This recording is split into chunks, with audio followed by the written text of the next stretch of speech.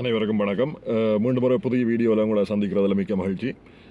இன்றைக்கு நாங்கள் என்ன பாடல் பார்க்க போகிறோம்னா, மிகவும் சுவாரஸ்யமான பாடல் ஒன்று. அருணகிரிநாதர் எழுதிய திருப்புகள்.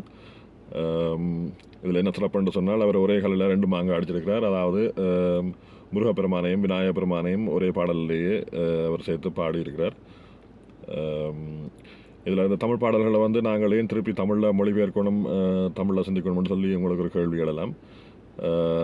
அதில் என்னடா சிலர்கள் நாங்கள் நேராக வாசிக்கும் போதோ நேராக படிக்கும் போது எங்களுக்கு அந்த அர்த்தம் சிலவள புரியாமல் இருக்கலாம். ஆனால் நாங்கள் அதை பற்றி ஆழ்ந்து சிந்திக்கும் போது தான் அந்த அர்த்தம் எங்களுக்கு புரிய வரும்.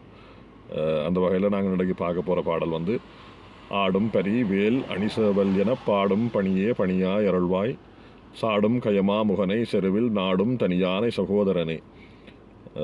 அதாவது ஆடும் பரி என்று இதை சொல்ல வார என்று சொன்னால், பரி என்று சொன்னால் குதிரை. இதில் ஆடும் பரி என்று சொல்லியிருக்கிறார். அதாவது முருகனோடு இருக்கிற ஆடும் பெரி என்று சொன்னால் எங்களுக்கு தெரியும், வேல் மன்னிக்கணும், மயில். அது ஆடுற பறவை. அந்த பறவை அதை இதில் ஆடும் பரி என்று சொல்லியிருக்கிறார். அடுத்தது வேலணி. வேலணி என்றால் வெற்றி அணி, வெற்றி கூட்டணி. அதாவது வேலை கையில் வச்சிருக்கிறவர். இப்போ நாங்கள் வேலை நினைக்கும் போது வேலை கையில் வச்சிருக்கிற முருகனையும் நாங்கள் நினைக்க தவற முடியாது. அப்போ ஆடும் பரி வேல், வேலணி, சேவல் என்று சொன்னால் உங்களுக்கு தெரியும், முருகன் வெற்றி கொடி சேவல்.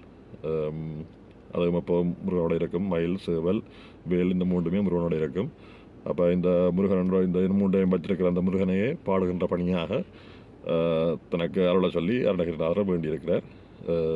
அதோட அவர் என்ன சொல்லியிருக்கிறார் என்று சொன்னால், கயமா முகனை செருவில், அதாவது சண்டையில் வெற்றி கொண்ட விநாயக பெருமானுடைய தம்பியாகிய முருகனை நாங்கள் ஆடும் பரி வேல் அணிசேவல் என பாடி பணிந்து மகிழ்வோம் என்று சொல்லி